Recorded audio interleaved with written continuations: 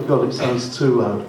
Anyhow, so without further ado, this guy, Iolo's an old mate. We've done a lot of stupid things together over the years. And at the time when I first met him, I think there were about 200 kites in the whole of Britain. Not just, and now you're falling over the damn thing, so he must have done something right, Iolo. And that's all about people getting off their backsides and working and making things happen, and I think that's really what Seatrust tries to do. So anyhow, we've got Iolo here. He's just driven from Newtown, and then we've got Nadia, who has taken over the job of manager of Seatrust about a year ago and has done an amazing job. We've also got Anna here, who's our education officer, and yeah, she does the stuff with the, she does lots of stuff, but particularly with the young marine naturalist, marine biologist. Anyhow, so without any further ado, I'm going to ask our friends over there to take over and relieve me of this being quietly embarrassed. Cheers.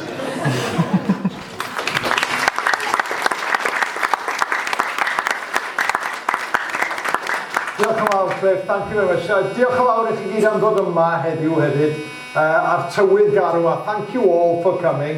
The weather's not the best, I know, but mid-Wales, we left mid-Wales this morning, it was glorious sunshine. Honestly, it was. The grapes were lovely looking in my little vineyard, coconuts growing, everything there. No, it wasn't too bad, but thank you for coming. Nadia is the real expert. So in a bit we're going to go through Pembrokeshire's sort of big 5 marine mammals, and I'll tell you a few tales about going out on the water, diving with 1 or 2 of them as well. But first of all, I think Nadia, you want to explain exactly what Seatrust Wales is. Over to you. I'm going to start off by just telling you a little bit about Seatrust, and then we're going to jump into Wales in Wales and tell you all about our lovely cetaceans. So you can see on the board up here, our base down in Ocean Lab in Goodwick, where I'm sure plenty of you have been. I know a lot of the Marine Biology Club are there pretty much every week. And then we have a range of marine conservation and education projects. So we've got our Harbour Porpoise Photo ID project, we've got the Recycle More project, so you'll probably see a lot of bins throughout Pembrokeshire's harbours, collecting end-of-life fishing gear and recycling that into new cool products. We do a lot as well with the local schools and community groups, so you can often see us out rock pooling on the beaches. And then we also do a lot of cetacean surveying, so we're out on boat trips through the summer when we can be, when the weather allows, and just doing as much as we can to take care of our local wildlife and engage you lot with it as much as we can. Okay, so without further ado, we'll introduce you to Pembrokeshire's Big 5. So this was a term coined by Seatrust a while back. I think Cliff was probably one of the influences on that. But these are the 5 cetaceans that we most often see through Pembrokeshire. So we've got the harbour porpoise, we've got our common dolphin, we've got the Risso's dolphin, the minke whale and the bottlenose dolphin. And we're going to talk you through each of these individually. I'm sure Iolo's got some lovely stories for each of these to tell you as we go. And we'll just go back and forth like that. Before we go on, has anybody seen all 5? Anybody seen all 5 of them? Yes. Yeah? Oh, quite a few. Oh, well done you, well done you. All I would say, while you're out walking along the coastal path or anywhere near the coast, just keep your eyes open, because you never know. Pembrokeshire's brilliant for that. You never know what you're going to see next. Okay. So, on to our first species, so that's the harbour porpoise. And I might be a little bit biased, but this is probably my favourite cetacean we get in Pembrokeshire. The one that Seatrust probably studies the most. It's a small cetacean, it's the UK's smallest cetacean. They're only little, get up to about 1.7 metres and not too much bigger than that. We've got 2 metres on here, that's probably the maximum that they can get. And they're called puffin pigs. I might let Iolo explain why they're called puffin pigs.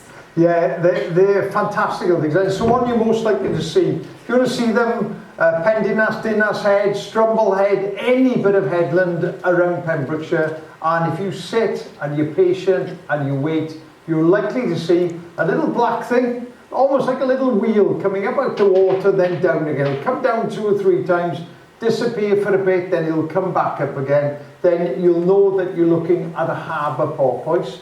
And it's called a puffin pig. I'll tell you a little tale how I learned this. I was sea kayaking out to Ramsey Island, and the sea mist came in, and you couldn't see a thing, nothing at all. But what it meant was that the sea was completely flat.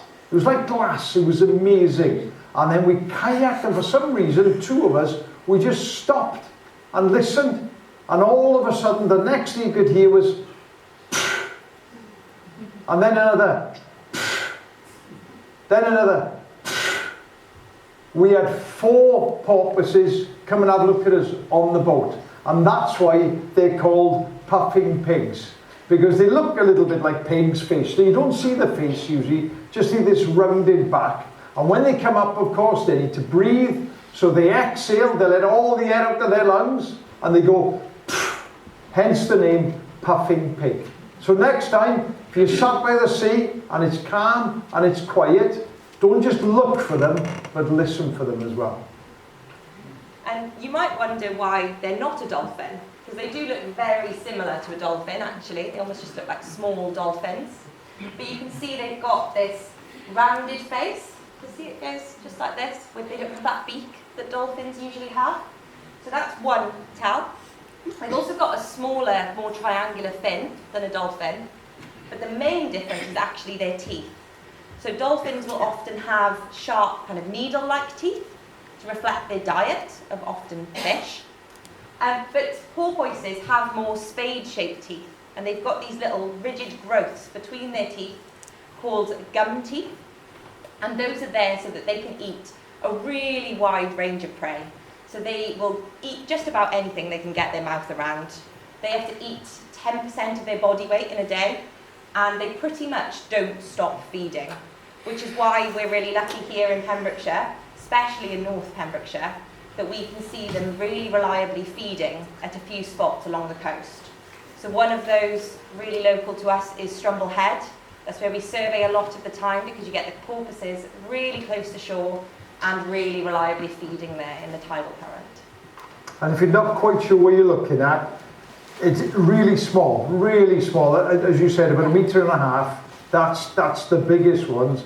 And they've got this weird, sort of almost like a triangular little fin, little stumpy little fin, and they're nearly always quite dark as well. So if you see something small and dark that just does that every now and again, that's exactly what you're going to be looking at. So next up then, we've got the common dolphin. So as in their name, they're common. They're found pretty much in every ocean around the world. They're the most abundant dolphin. Here, they're designated as least concern, so their global population is least concern. But there are places in the world, for example, the Mediterranean, where they're actually endangered. That's because they feed on a range of different fish species, but mostly schooling fish. And so if the fish population tanks, so will the dolphins. We often actually get a lot of common dolphins here through the winter. We do also see them through the summer now as well, but we have been seeing them through January and February as well lately. And you can see, just on their side here, can you see this kind of creamy white figure of 8 shape? That's the best way to tell that you've got a common dolphin, because they've got this creamy shape on their side that goes just above their eye. So when you see them surfacing out of the water, you can just spot that little creamy spot, and you'll be able to tell that it's a common dolphin. Often see them in really big groups. They can form pods of up to thousands of individuals, called superpods.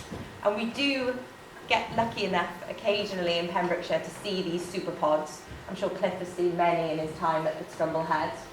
But the thing is that, is that working? No, I'll shout. So, the thing is this year, and some of you remember last year we had the humpback whale, and with the humpback whale there was about 200 common dolphins as well. And someone 3-4 weeks ago had at least 500 off Strumble Head. So why that's happening, I don't know. I've got a horrible feeling that the food source that they usually rely on out of the Celtic people out there probably is being diminished by overfishing. So they're having to come inshore to find food. But we really don't know. And that's why we've got to keep doing the research that we do.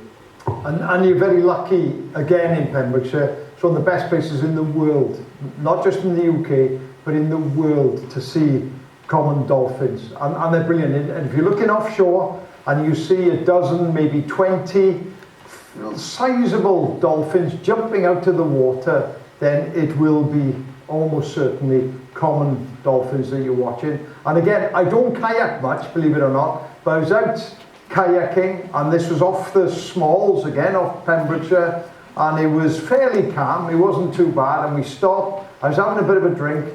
Next thing, common dolphin, jumped from one side of my kayak right over onto the other. Scared the living daylights out of me, because we hadn't seen any of them. Anyway, it had been quiet, it had been calm, and then this one decided to just jump over me, and I think he was having a joke, I honestly do, because my poor heart hasn't recovered since then. But they're amazing, amazing animals, and if you're out in a boat, the good thing is here, you have what's called the Marine Code of Conduct.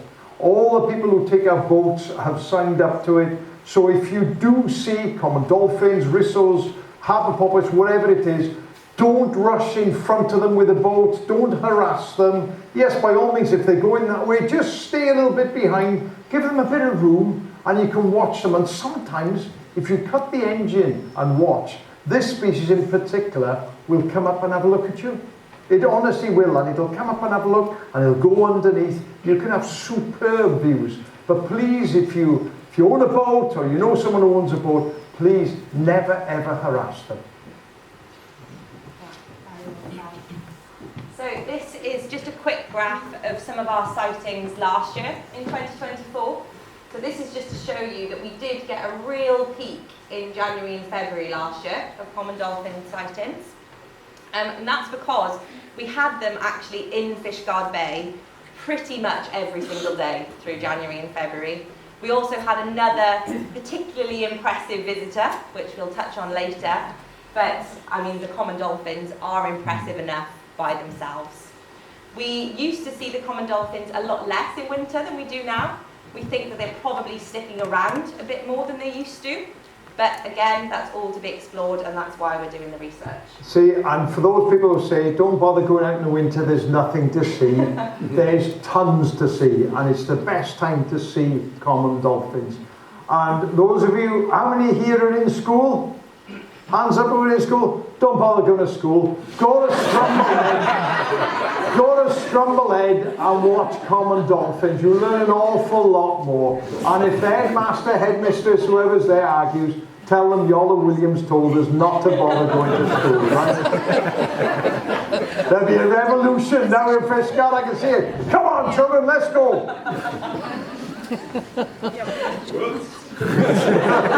Teachers of all. Where are the teachers? Are there any teachers? Yeah, no. Only two. Oh, yeah. They're both nodding. Yes, don't go to school. Let's go to Strumblehead. They're going to take them again. No, they won't bring them again. And I know I said earlier that harbour porpoises were my favourite, but Risso's dolphins probably, they are up there. They are maybe also my favourite. Maybe I have several favourites. Maybe the top 5 are my favourites. I love Risso's dolphins. I probably get more excited about seeing a Risso's dolphin than I do about pretty much anything else. I think they are incredible. You can see this photo just down here. This is a Risso's dolphin bunny hopping. So this is an incredible photo that Ken managed to get, one of our volunteers and a long-term Seatrust photographer. Just perfect shot of as the Risso came out of the water, managed to get a lovely photo of it. We're really lucky in North Pembrokeshire, again, I keep saying this, but at Strumblehead we see Rissos closer to shore than pretty much anywhere else in the world. We've actually been contacted a few times and people have said to us, oh, you get Rissos that close to shore, you just see them from your survey? And we're like, yeah, we see them pretty regularly. And they're like, really? We only ever see them on boat surveys and really out in deep waters. And they say that because Rissos mainly eat squid. So they're pretty deep feeders, and often they're offshore looking for the squid, feeding at night, and they're not very likely to be close into shore, like the harbour porpoises, for example. Harbour porpoise, the name says it all, they're very close to shore. But at Strumble, we see these guys pretty regularly, through winter anyway, September to December time. And they're just lovely to watch, and by far one of my favourites. They're pretty big dolphins, actually. They get up to about 4 metres long, and you can see their colouring. So they're grey and white in colour.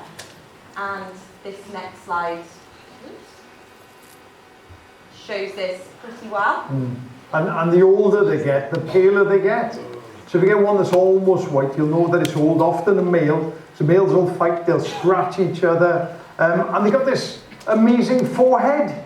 They look like they've got a melon on their forehead, big old foreheads, if you get a decent view of them. And I'll never forget, I was going diving off the Smalls, and we were going at a dale, just, well, South Pembrokeshire, I know, but we were going at a dale, and we were just about to go out to the haven, Milford Haven itself, and I was eating a bacon and egg butty, big old bat. We had lovely butty, he was as well, and we had a pod of 5 rissos in there. Very unusual, because as you said, they're usually offshore, deep water. We had a pod of 5. They didn't come around the boat. They're not as inquisitive as a lot of the other ones, but we had amazing views. So do keep your eyes open, especially late August, September, early October. Those are the times when I tend to see these fairly close inshore. And the other thing we should say is, if you do see them, please report anything you see to Seatrust as well, because these records are really, really important. Yeah, definitely. Please report them to us. You can report them either via email, or we've got a form on our website, or you can just pop into Ocean Lab and tell one of us in person, whichever way is best for you. We actually only saw Risso's dolphins last year on our surveys a couple of times in September, so we had a lot less sightings than usual last year. All to watch. We'll see what happens in the next few years. Were you eating bacon and egg batties? See, that's where you went wrong. That's where you went wrong, yeah? Bacon and egg batty, they always turn up, always. Can I just say something? You're the champion anyhow.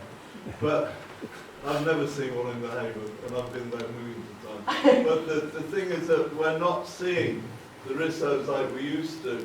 But what we are seeing is more common dolphins, and now bluefin tuna. And the rissos are usually quite small pods of 10, 5, something like that. But if you think about it, these big pods of common dolphins and the bluefin tuna, which bluefins are yoding, are very, very fast. So they may well be out competing the rissos for the squid. So that's another thing we're looking into and trying to understand.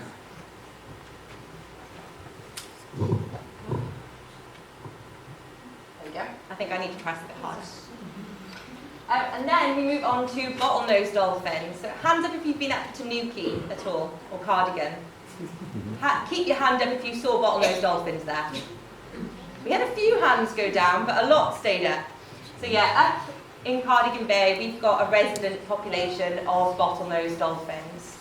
We actually don't often see bottlenose dolphins down here. It's usually a few times of the year that we get a couple of bottlenose dolphins, maybe feeding off the outer breakwater, like these ones are doing, feeding on mullet, or they're passing through. But we do know that when we see a bottlenose dolphin, we won't see a porpoise for an hour or so afterwards, quite often. The porpoises are terrified of bottlenose dolphins, and as cute and cuddly as these look how smiley this one looks here.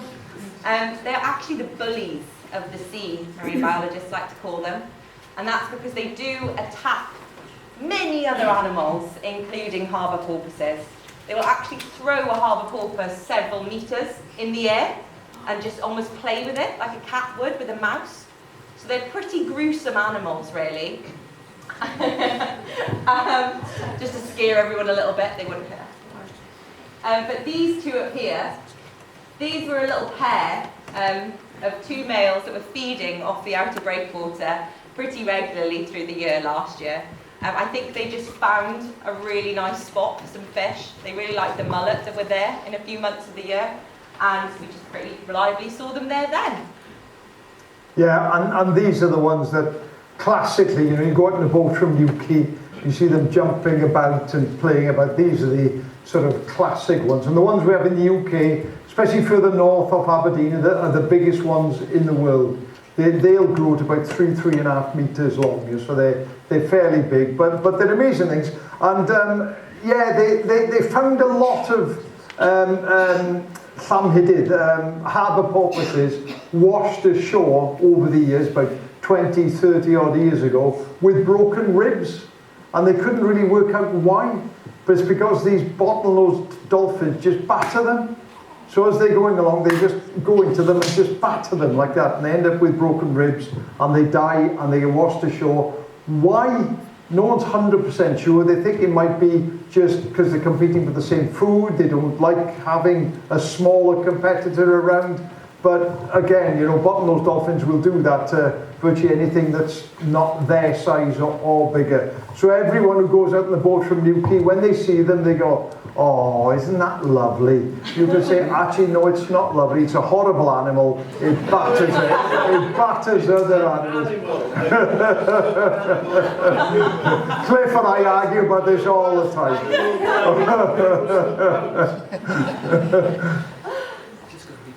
And then this is just one more photo that I just wanted to show you all, really, of a bottlenose dolphin, again, in the harbour last year, and this one is catching some greater sand eels.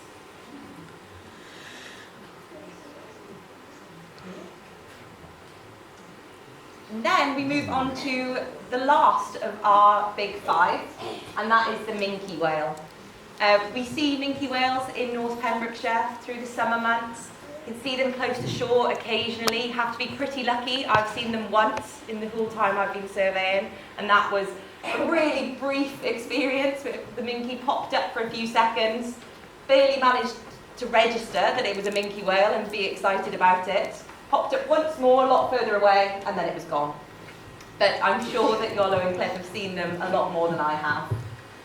They are the smallest of the baleen whales that we get here. And they get no bigger than kind of 9 metres in length, usually a little bit smaller than that. You think 9 metres is small? 9 metres is probably from Cliff to me here. That's the size of these. So yeah, for a whale, they are small, but you know, that's a sizable thing. And they're called baleen whales because they have these baleen plates. They don't have teeth as such. They have sort of like sieves in their mouths here. And they open their mouths and swallow small fish, usually sprats, that kind of thing. Go up, mouthful of water, lunge feed it, they'll come up, and then the tongue pushes the water out through these baleen plates, these sieves. So the water goes out, but then the fish doesn't. The fish are all trapped, and then they'll swallow that. And if you're really, really, really lucky, and you're out in a boat, and you see a minke whale on a calm day, it doesn't happen very often, and it comes right next to you and it blows, like that, their blow stinks. It does, honestly. It stinks of rotting fish. It honestly does, and that's why they're often called stinky minkies. It is, honestly. I've been spat on by a minke several times, and the other thing that you might see if it goes underneath is you might see a little bit of white on the fins, on these ventral fins, and they call those like mitts, minke mittens, like little white bits on the end. They're lovely animals. They're really, really nice. So they're really small for a baleen whale, but you know, for around here, quite a sizable thing. Have I got any guesses of what these people might be running to? Anyone want to put your hand up and guess about what these people on the breakwater might be running towards? Any of the children would have a guess? Are they trying to find a humpback whale or something? Oh, well, Yeah, do you know, you've got that perfect on the first go. There we go. So they were running to see Humpy the humpback whale. So last January, when I was actually on holiday for a week, the whale arrived when my plane landed. We had Humpy the humpback in the harbour. Obviously Humpy is a nickname that the people of Fishguard and Goodit gave the whale when they managed to see it on several occasions through January last year. So these are some really great photos of the humpback. Basically within Fishguard Bay. These are probably taken just from the outer breakwater or from kind of either side of Fishguard Bay. The whale showed up on the 19th of January and it stuck around in the sort of North Pembrokeshire area until it headed off about a week later, or just under a week later. Did anybody see him? Did anybody see him? Wow. Loads of people. Oh, well done. I've never twitched in my life. Like a twitch is where someone has seen a rare bird or a rare animal or whatever it is, rare plant, and you drive somewhere just to see it. I've never twitched in my life, but I've got to admit, I was very tempted to come down to Fishguard to have a look at Humpy. I really was. I've seen humpback whales, but I've never ever seen one in the UK, and certainly never around Wales. So if it comes back, then I will pop down. We ought to just say the reason we knew it was there was because there's a lovely lady called Holly somewhere up there, who used to be one of our managers at Fishguard and in Seatrust.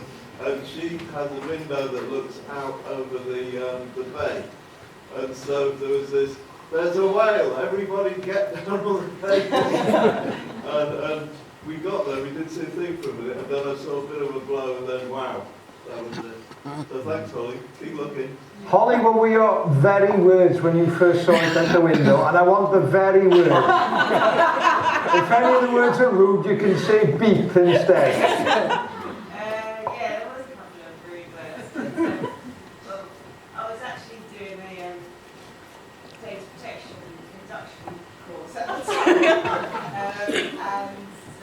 I hope you ended the course. Sorry, gotta go. I didn't quite believe it at first, and so I just messaged and said whale, that I don't know what else I said, and then yeah, so it's obvious course. Yeah, well done. That's what I would have done as well. And I stood outside the rest of the evening. How many of the school children, how many next time, right? She comes back, don't bother with school.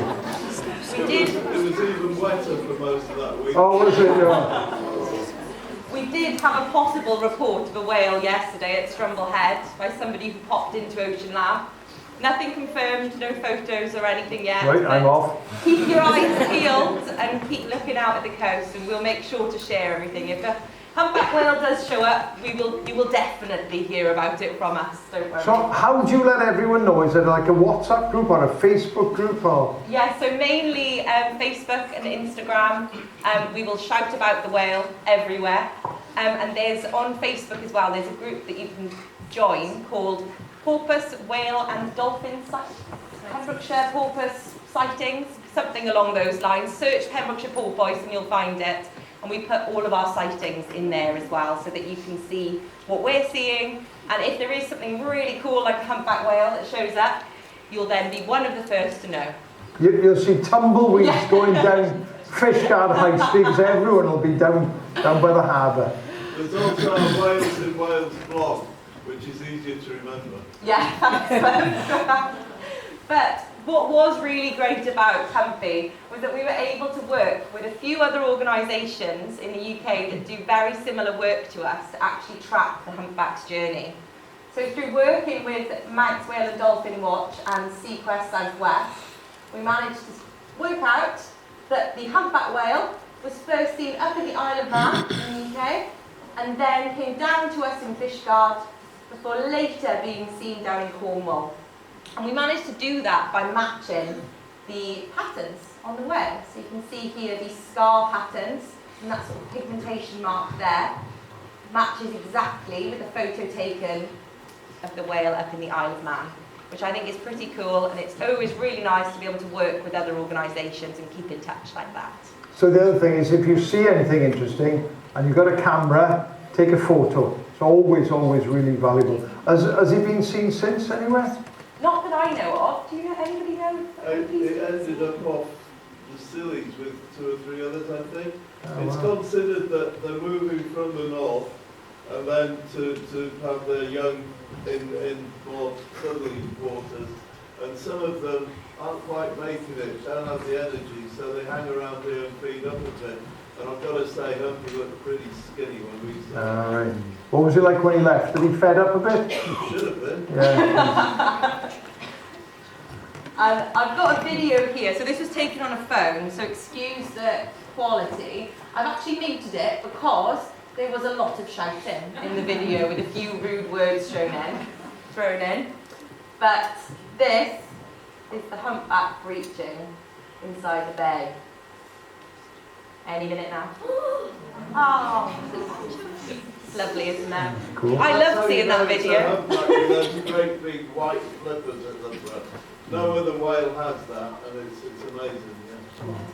I was overjoyed to watch this video when I was out of the country and couldn't get back to see the humpback whale that left the day I got back from holiday. And it's all over the news as well, so I was watching it on the news thinking, do I go? Will it be there tomorrow? Will it not be there tomorrow? At least only half the stage saw the whale. And then we'll move on to another type of whale. So these are more often seen offshore. We very rarely get a glimpse of these from any of our survey points. And these are the fin whales. So this is the second biggest animal on the planet. Does anybody know the first? Hands up? Yeah, at the back. Nice, Well yeah. done. Blue whale is the biggest, and these are the second biggest. Harry, who took this photo, is actually in the audience over here. This was on a survey out to the Celtic Deep last summer, where they actually saw 5 fin whales. It was pretty incredible, and Harry got a beautiful photo of the fin whale. Yeah, I've seen fin whales out in the Celtic Deep only once, very distant. But I was filming off the southern coast of Ireland, off Cork, about 10 years ago, and we had 8 fin whales lunge feeding. So they were all herding some herring. Herring have made a real comeback. They were, when I was a young lad, it was a very rare fish. It had been fished out, but they made a good comeback. And we believe that's one of the reasons why we're starting to get more and more of the bigger whales, the fin whales coming just offshore now. And we're watching them lunge feed, opening their mouths and coming up and grabbing all this herring. Amazing thing to watch, because when you just see the whale itself offshore, it's not, you know, it's not the best view you'll get. Got a flat-looking whale, doesn't show much, and a small little tiddly little fin as well, dorsal fin. But if you ever get to see them lunge feeding, that really is amazing, amazing animals. Now, after convincing you that we have plenty of whales in Wales, we're going to move on to a few different animals. And this was one that we were all really excited about last year, the Atlantic bluefin tuna. This is a photo taken by Ken up at Strumble Head, after Ken spent countless hours up at Strumble trying to get a photo of the bluefin tuna. They are incredibly fast, and you usually only see them for a split second in one spot, and then somewhere totally different a couple of seconds or minutes later. They are big. They can actually grow to about 3 meters in length. And whilst we used to have them a lot in the UK, if you go back to early sort of 1900s, we used to have a lot more bluefin tuna.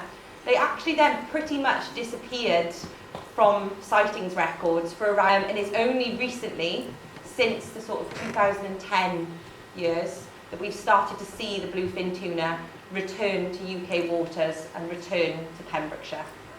So we've been very excited to see them a lot more recently. Yeah, we lost them because of the overfishing of herring in the 50s and 60s, and so when the herring went, the tuna went. But now they're coming back, like Iolo said, and so they're amazing. I've been sat on the prow of a boat and one came shooting out of the water next to me, and it was like seeing a Gothic cathedral coming out of the water. Incredible. Yeah. Did anybody see Winter Watch?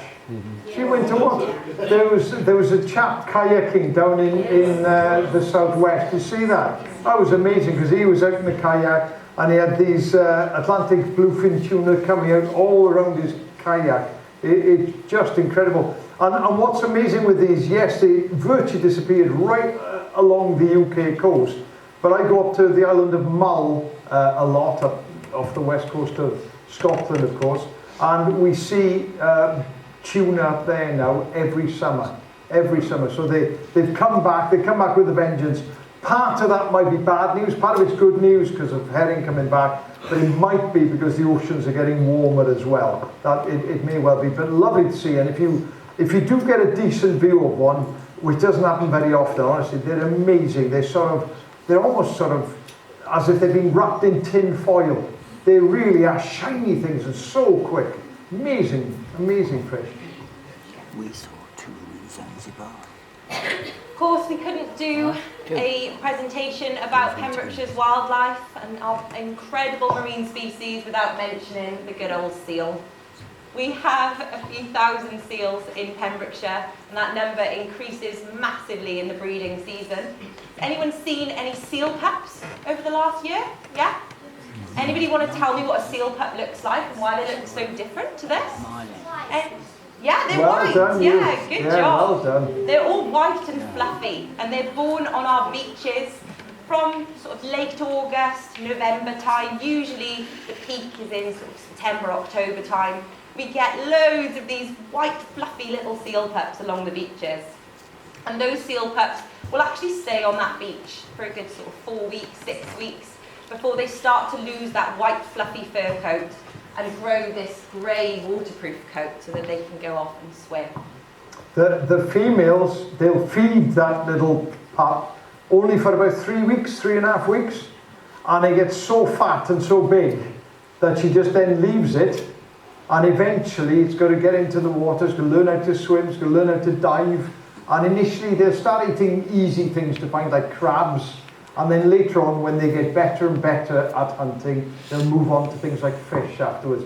And one thing as well is not just you, but anyone you see walking, if you see people going down onto one of these isolated beaches where there are pups, please ask them not to, especially if they're going down with dogs, because they will disturb them. And if the mother is separated from the pup, well, often that's when they get into real difficulty.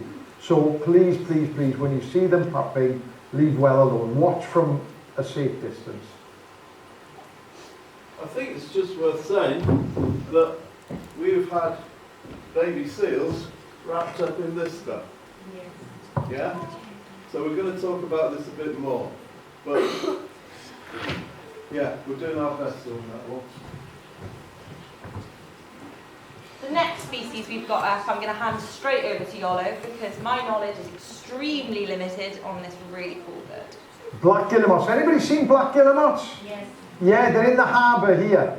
They're in Fishguard Harbour, nesting in holes in the walls. And this is the furthest south you'll find them anywhere in the world. This is as far south as they come. So that's something worth boasting about. They're amazing looking birds. They've got bright red legs. And if you see them opening their beaks, they've got a bright red gape. The inside of the beak is bright red as well. But as you can see in summer, they're sort of mainly all black with a blob of white there. But in winter, they look completely different. But they're lovely fish. They're lovely birds, sorry. And what you find is that, think of seabirds, you think of your gulls, your gannets, your razorbills, your guillemots, puffins. They nest in their hundreds, sometimes thousands.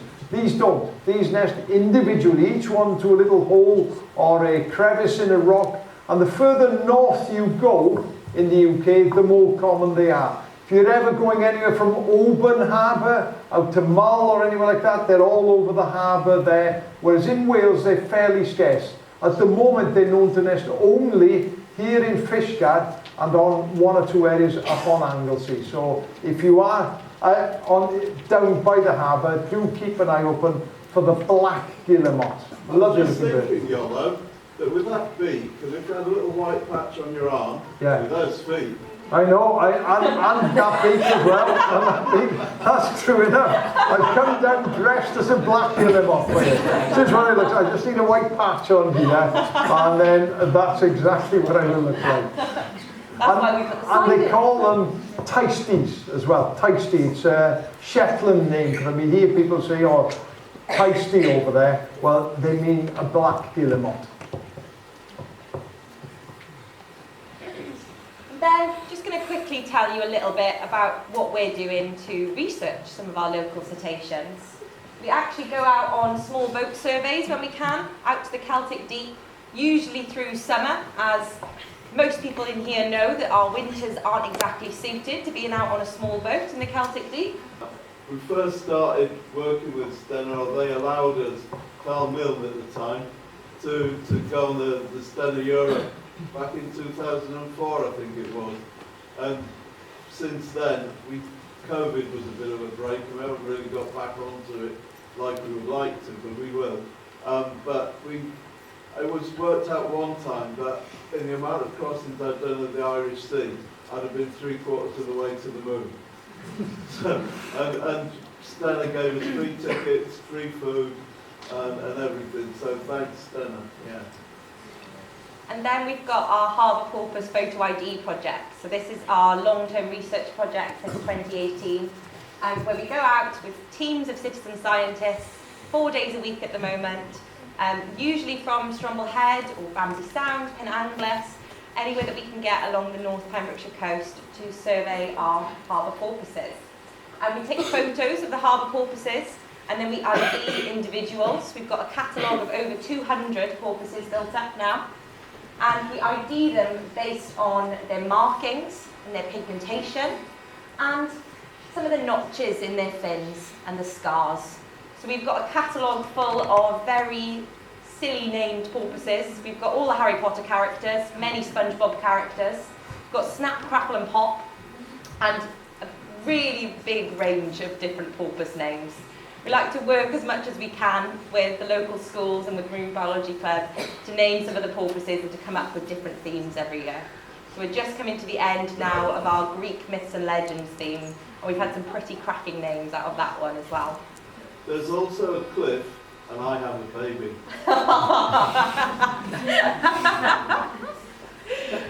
And then a few more highlights from last year. You might have actually seen us on ITV Coast and Country. We were very proud of this and very happy to shout about this. And we've actually been on 3 episodes now. We were on 2 episodes, and then we were on the highlight reel at Christmas. This was Ruth Dodsworth, who was up there with us, and she was extremely excited about the porpoises.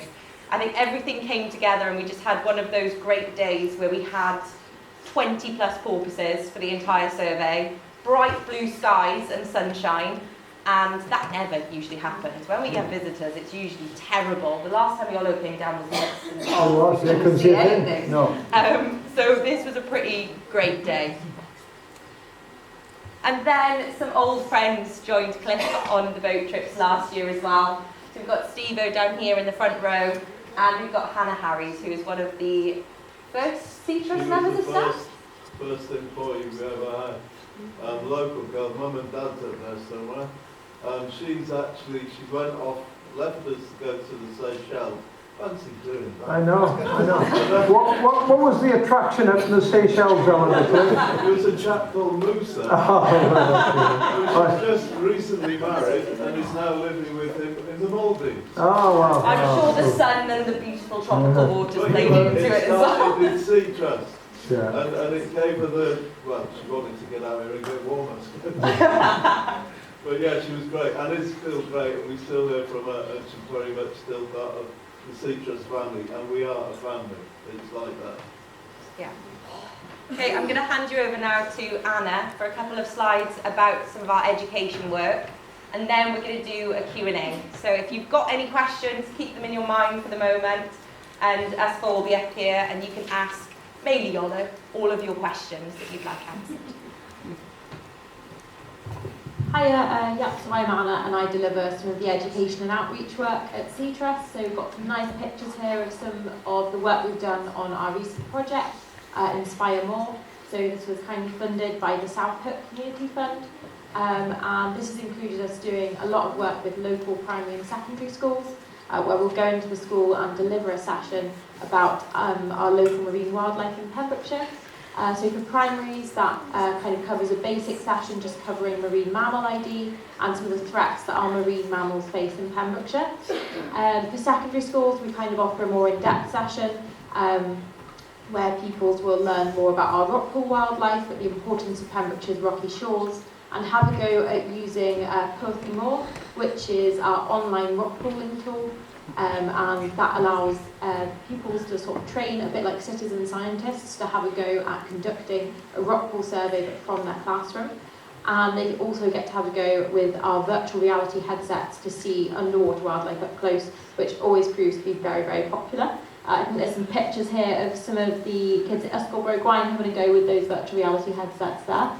And yeah, we also offer schools to come to us for trips, so they can come and have a look around our aquarium or go on a seashore safari, or even for some of the older kids, go on a survey up at Strumble, which there's some pictures of up on the top right there. And then I think there's a slide about marine biology club next. There we are. So there's some pictures here of our marine biology club. We've got some of them here today. If we have a wave from marine biology club. Yeah, fantastic.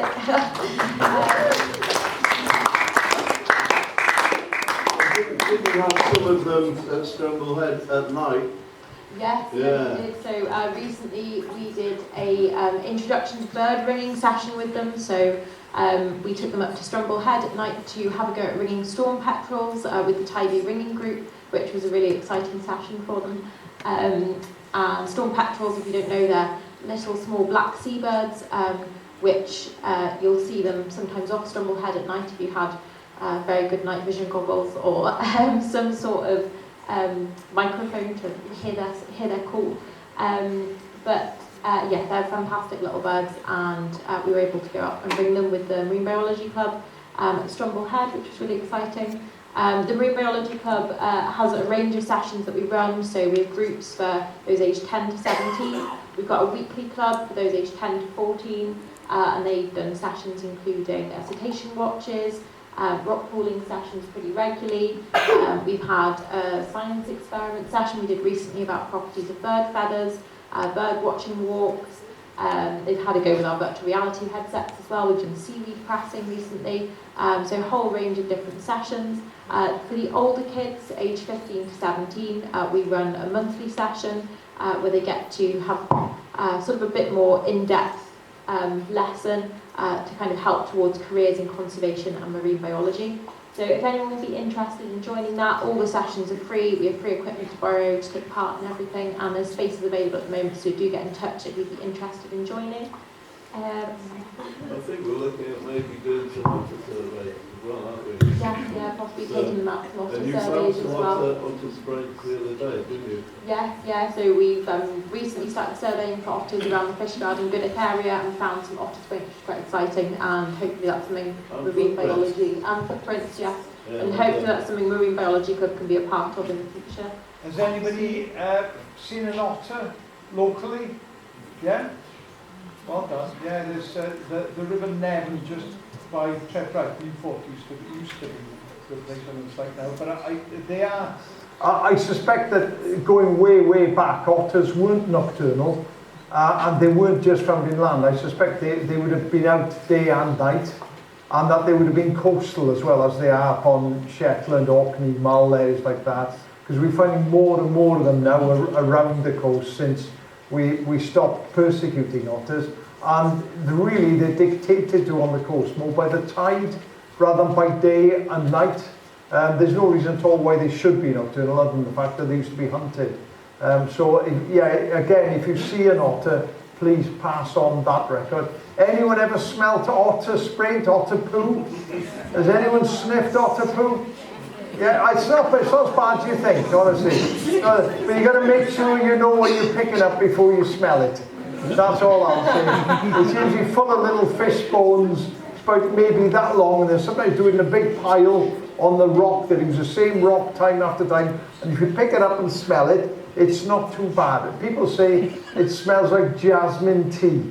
Well, I've never drunk jasmine tea, but if jasmine tea tastes like an otter poo smells, I don't really want to drink jasmine tea either. It smells a sort of weak, fishy smell, it does, but keep your eyes open. Sorry. Thank you. And then just a little bit here about where you can see some of our cetacean sightings. So there's the Pembrokeshire porpoise, whale and dolphin sightings Facebook page that I think Nadia mentioned earlier, so give us a follow on that to see updates on some of our sightings, and the Wales in Wales blog, which is updated, I think, every day. So there's loads of information on what we've been seeing on our surveys and what our volunteers have seen up at Strumble Head, if you want to see a bit more of that. Yeah, there's a link on our website as well to both of them. And then I think we're going to open up for questions from everyone now. If anyone's got any questions, pop your hand up, and yeah. Let's have the lad in the corner then. Right? What's your question?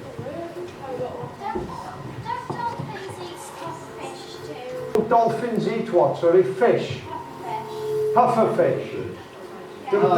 There's been a bit of work done on that, isn't there? And they get a bit of a sort of drug sort of thing. Unfortunately, when the pufferfish blows itself up and it exudes a kind of toxin, I suppose, but the dolphins get a bit of a buzz out of it. So can I just don't do this at home?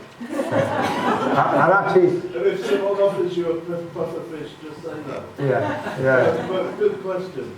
Yeah, and because pufferfish, when they cook for humans, mainly countries like Japan, you have to be a really well-trained chef, because part of it is very toxic and it will kill you. So they have to take the toxic bits out, and the rest of it we can eat. But yeah, as Cliff said there, what they do is they get the pufferfish to puff up, because it puffs up quite big, and then it exudes this toxic stuff. But the more they play with it and nudge it, it'll give off more and more, and they get a little bit doolally, a little bit funny on it. Any other questions? We will come to the adults. There's a lady there, the one with the red and tie, that's it. Do you get an octopus in Wales? Ah. You do, yeah, you do. You get 2 species of octopus in Wales, and believe it or not, they're both fairly common. They are both fairly common. None of them grow to be that big. You know, the biggest one I've seen a photograph of was maybe that big, so big. But I have actually never seen one. I've done, honestly. You're going to see one today. Oh, well, yes, but in captivity. I've never seen one in the wild diving. Hold on. This will go back into the wild. Right, if I can see it when you put it back, I'll take it. But yes, we do. And sometimes, on rare occasions, you find them in rock pools. For a very, very high tide or a storm, they get isolated in rock pools. And they're amazing things. They're incredibly intelligent things. They're mollusks, members of the snail family, but they're very, very intelligent. And people used to think they had 8 brains, primitive brain, 1 in each leg. They've actually got 9 brains. So they're more clever than we are, a lot more. Well, most people I've met, they are anyway. We've actually currently got a killed octopus in the aquarium that was found on Goodwick Beach at a really low tide. So we're going to keep it for a little bit. It will be released back to the sea, as everything in the catch and release aquarium is. But we are open next week for half term, so if anybody wants to come and see an octopus, you can see them in Ocean Lab Aquarium next week. We don't know how long we will keep it for, so get and see while you can. How many of you going back to school this afternoon? Hands up. Tell you what, don't bother. Go down the labs. Go down to the labs there and have a look at the octopus. Far more interesting than maths.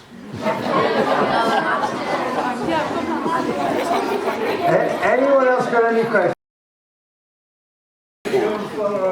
What's your favourite marine animal and why? Yeah. Oh, let's go from left to right. You go first. Okay.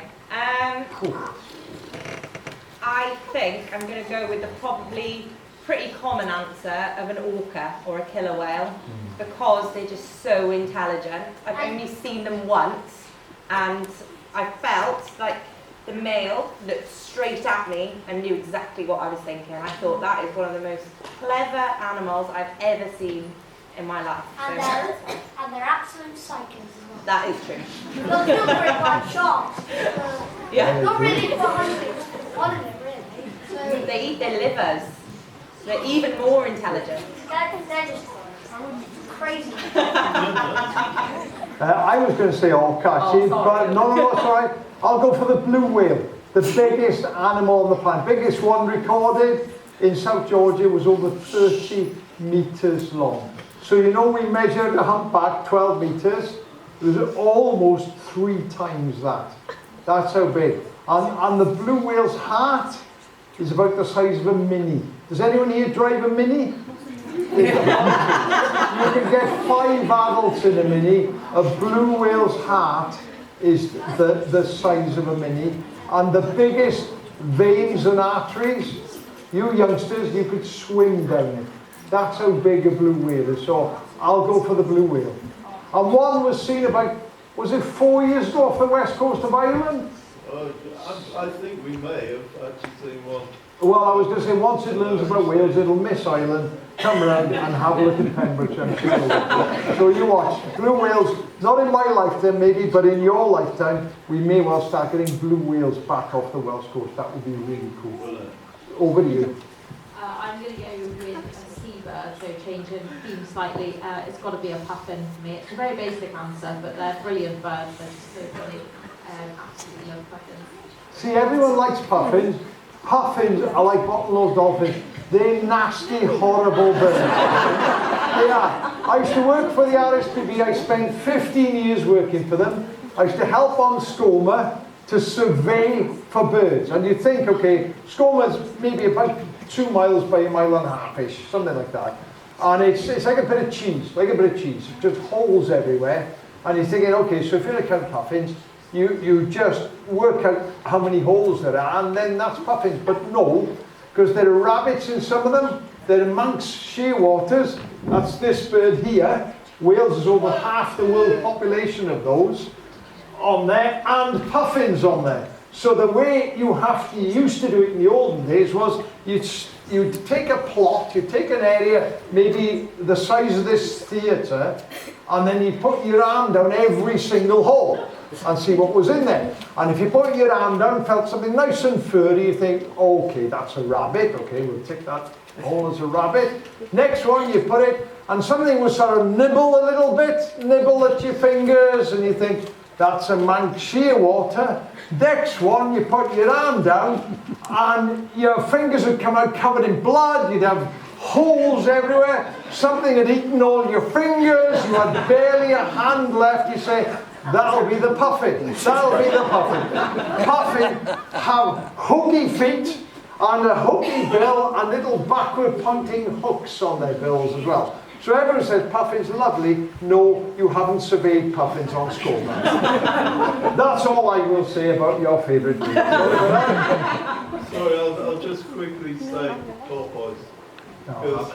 And because I used to do a lot of bird watching in Iolo Nose at Strumble Head, and quite often you'd have a quiet day, nothing much happening, but there'd always be these little porpoises around. And at that point, I realised that Strumble was a very, it's probably one of the best places in the whole of the world to see porpoises close up, and they needed protecting. So that's largely why Seatrust started and why we're there. So yeah, I'd love to see a blue whale. I haven't seen one yet. Yeah, it's lovely.